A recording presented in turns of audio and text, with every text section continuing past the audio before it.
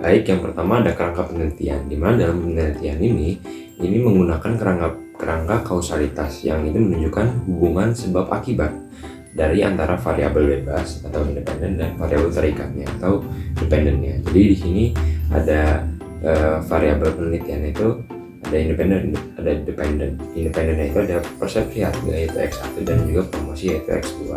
Di mana persepsi harga ini merujuk pada penilaian konsumen terhadap kesesuaian antara harga yang dibayar dengan manfaat produk yang diterima. Lalu dengan promosi sendiri itu meliputi upaya pemasaran seperti diskon, iklan, endorse, dan bundling yang mempengaruhi minat konsumen terhadap suatu produk tersebut. Lalu dari variabel dependennya sendiri adalah variabel keputusan pembelian, di mana ini didefinisikan sebagai tahap akhir dari proses konsumen dalam memilih untuk membeli suatu produk. Baik, dari landasan teoritisnya itu ada teori persepsi harga itu berdasarkan Zeitmal 1998, di mana persepsi harga merupakan evaluasi konsumen terhadap manfaat dan pengorbanan. Harga dianggap adil jika sebanding dengan kualitas produk. Lalu ada teori promosi dengan Philip Kotler di 2012 yang dimana promosi merupakan elemen penting dalam baruan pemasaran yang mempengaruhi persepsi konsumen terhadap nilai suatu produk. Lalu ada teori keputusan pembelian menurut Angel, Blackwell, dan Minard pada tahun 1995, di mana keputusan pembelian merupakan hasil dari proses psikologis yang kompleks dipengaruhi oleh informasi, sikap, dan stimulus di luar harga dan promosi. Oke, pada bagian ini saya akan menjelaskan mengenai hipotesis yang digunakan dalam penelitian ini. Penelitian ini menggunakan hipotesis kasual, yaitu hipotesis yang menyatakan adanya hubungan sebab akibat antar variabel dependen dan independen. Terdapat dua hipotesis utama. Hipotesis yang pertama atau H1 berbunyi persepsi harga berpengaruh positif terhadap keputusan pembelian. Artinya semakin baik konsumen menilai harga produk Evolyn, misalnya merasa harga sesuai dengan kualitas, maka semakin besar kemungkinan mereka akan membeli produk tersebut. Berdasarkan teori dari Zeinhalm tahun 1988 yang menyatakan bahwa persepsi harga adalah indikator utama dalam evaluasi konsumen. Selanjutnya adalah hipotesis yang kedua atau H2 adalah promosi berpengaruh positif terhadap keputusan pembelian. Ini berarti bahwa semakin menarik promosi yang dilakukan baik melalui diskon, iklan maupun endorsement, maka semakin besar pula kemungkinan konsumen tertarik membeli produk Evolyn. Teori ini didukung oleh Kotler dan Keller tahun 2012. Tujuan dari hipotesis ini adalah yang pertama untuk mengetahui pengaruh signifikan persepsi harga dan promosi terhadap keputusan pembelian, yang kedua adalah menilai kontribusi masing-masing variabel bebas, yang ketiga adalah memberikan dasar empiris untuk strategi pemasaran Evolyn. Penelitian ini menggunakan desain kasual dengan pendekatan kuantitatif. Tujuannya untuk menganalisis pengaruh persepsi harga dan promosi terhadap keputusan pembelian produk Evolyn di e-commerce. Data dikumpulkan lewat kuesioner online dan dianalisis secara statistik. Populasi seluruh konsumen yang pernah membeli Evolyn secara online. Nah, untuk teknik samplingnya menggunakan process sampling dengan kriteria pernah membeli online, pernah mendapatkan promosi, dengan jumlah responden sebanyak 119 orang, melebihi batas minimum 90 sampel berdasarkan 18 parameter. Untuk instrumen penelitiannya, instrumen berupa kuesioner dengan skala Likert 1-5, item per variabel.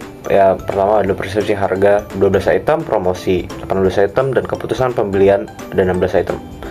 Data dikumpulkan secara online lewat media sosial dan grup diskusi. Metode ini efisien dan menjangkau lebih banyak responden. Selanjutnya kita masuk ke teknik analisis data. Analisis data yang pertama meliputi statistik deskriptif, yang kedua adalah analisis missing value, yang ketiga adalah uji normalitas Kolmogorov-Smirnov, yang keempat adalah uji outlier, yang kelima adalah uji validitas dan reliabilitas menggunakan Crouch alpha yang lebih besar daripada 0,6. Yang keenam adalah uji asumsi klasik berupa normalitas, multikoliniaritas, dan heteroskedastisitas. Nah, untuk uji R-square hipotesis, pengujian hipotesis dilakukan dengan pertama uji R-square koefisien determinasi, yang kedua adalah uji F pengaruh simultan, yang ketiga adalah uji T pengaruh parsial dari masing-masing variabel. Selanjutnya kita akan masuk ke hasil penelitian dan pembahasan. hasil pengumpulan data. Tabel pertama adalah rekapitulasi frekuensi klasifikasi jawaban responden untuk persepsi harga pada kuesioner.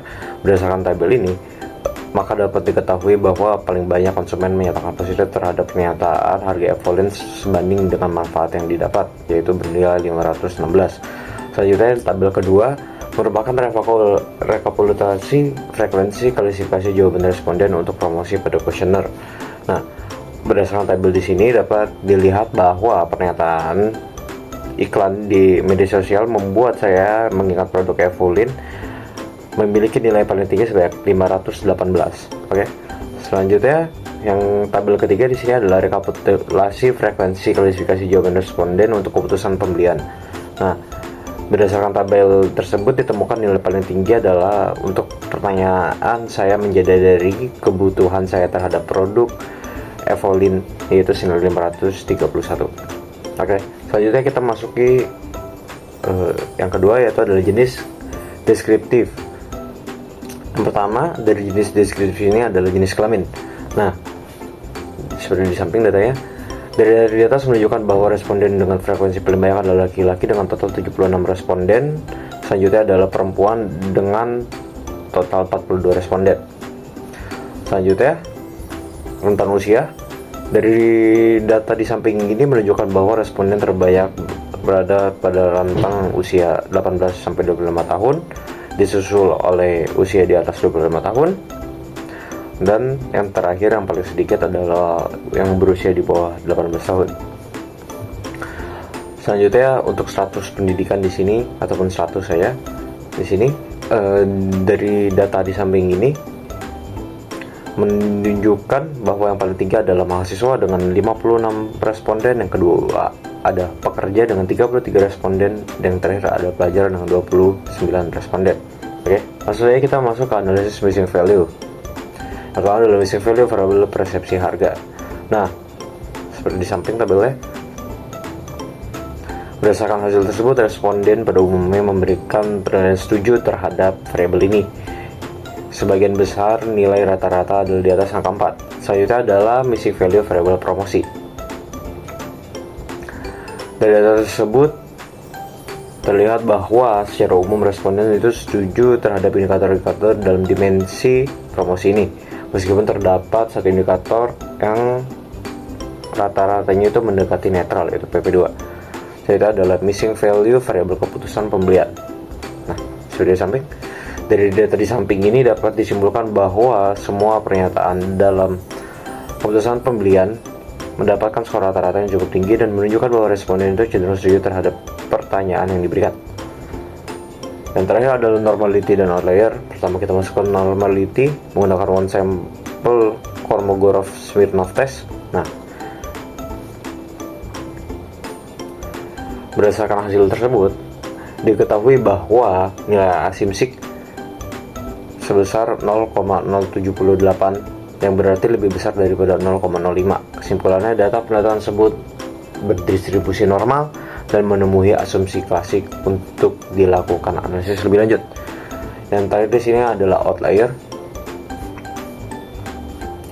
Nah, dari samping pada variabel pH tidak ada outlier, pada variabel PP ada outlier, pada data ke-37 yang terakhir pada variabel KP di sini tidak terdapat responden yang berada di titik outlier.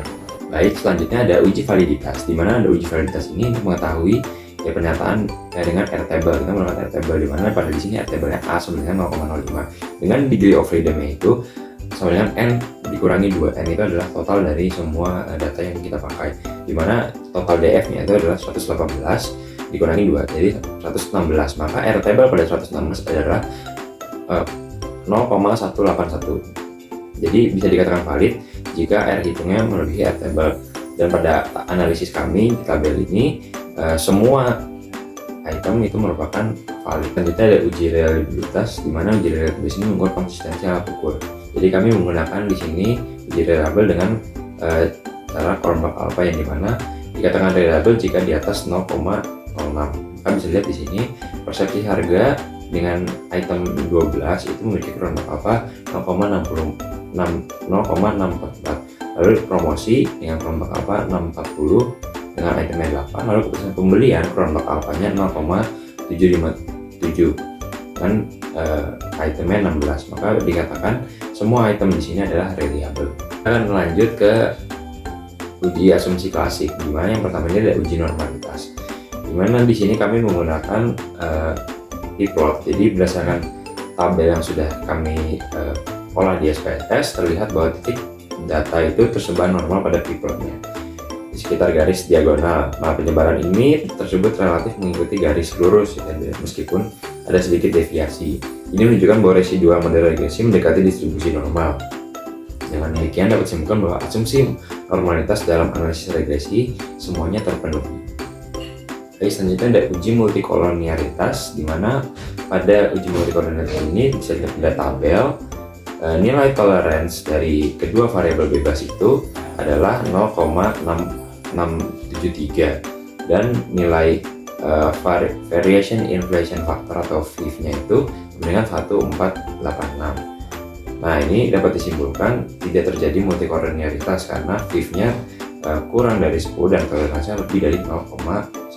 Selanjutnya ada uji heteroskedastisitas, di mana ini menggunakan scatter plot, di mana yang pertama ada pola titik penyebarannya. Titik residual tersebar secara acak dan tidak membentuk pola tertentu. Penyebaran ini tidak terjadi baik mau di atas maupun di bawah sumbu 0 pada sumbu Y. Lalu interpretasinya di mana jika titik membentuk pola terstruktur ini mengindikasikan masalah. Nah, pada ini kan tidak memiliki pola tertentu, maka ini tidak terjadi heteroskedastisitas. Lalu implikasi modelnya, hasilnya menunjukkan bahwa varian residual bersifat homoskedastis. Dengan demikian, model regresi menggunakan layak dan reliable. Untuk memprediksi variabel terikat, keputusan pembelian berdasarkan variabel bebas. Jadi kesimpulannya, grafik scatter plot residual ini memenuhi asumsi homoskedastisitas sehingga model regresi dapat diandalkan untuk analisis. Lalu selanjutnya ada koefisien determinasi atau R2, di mana koefisien determinasi atau R2 di sini ada beberapa aspek. Yang pertama nilai R-nya di sini dapat 0,707, menunjukkan ada hubungan yang kuat antara variabel bebas dengan variabel terikatnya. Artinya korelasinya itu positif yang signifikan antara kedua variabel. Yang kedua ada koefisien determinasi atau R-square-nya, di mana R-square ini sebesar 0,499. Ini mengindikasikan 49% variasi dalam keputusan pembelian. Keputusan pembelian dapat dijelaskan oleh variasi variabel bebas. Lalu selanjutnya ada adjusted R-square-nya, di mana 0,491, di mana nilai adjusted R-square ini menyesuaikan R-square dengan jumlah prediktor dalam model, sehingga memberikan estimasi yang lebih akurat tentang kontribusi variabel dalam populasi. Baik, selanjutnya kita akan melanjutkan ke hasil uji hipotesis. Yang pertama ada hasil uji T dalam variabel promosi, memiliki koefisien regresinya 0,422, lalu T hitungnya 6144, lalu signifikannya kurang dari 0,01. Maka bisa dikatakan ini berpengaruh signifikan terhadap keputusan pembelian. Lalu selanjutnya ada variabel persepsi harga, memiliki koefisien regresinya 0,288, T hitungnya 3,715, lalu signifikannya juga 0,001, dimana ini juga mengindikasikan ada pengaruh signifikan terhadap keputusan pembelian. Lalu selanjutnya ada hasil uji F. Ya, di sini hasil ANOVA F hitungnya itu sebesar 57,336 dengan signifikansi 0,01. Karena signifikansi di bawah 0,05 dan F hitungnya di atas F table, maka model regresi secara keseluruhan signifikan dan layak digunakan. Selanjutnya ada model regresi linear ganda yang dipakai oleh penelitian kali ini, di mana di sini variabel keputusan pembelian itu rumusnya sama dengan 1,234 tambah 0,442 dikali dengan variabel promosi, lalu ditambah dengan 0,288 dikali dengan variabel persepsi harga, di mana konstanta 1,234 menunjukkan nilai keputusan pembelian ketika promosi dan persepsi harga bernilai 0. Lalu koefisien beta standardization menunjukkan bahwa promosi betanya 0,42492 memiliki pengaruh lebih kuat dibandingkan variabel pH, yaitu betanya 299.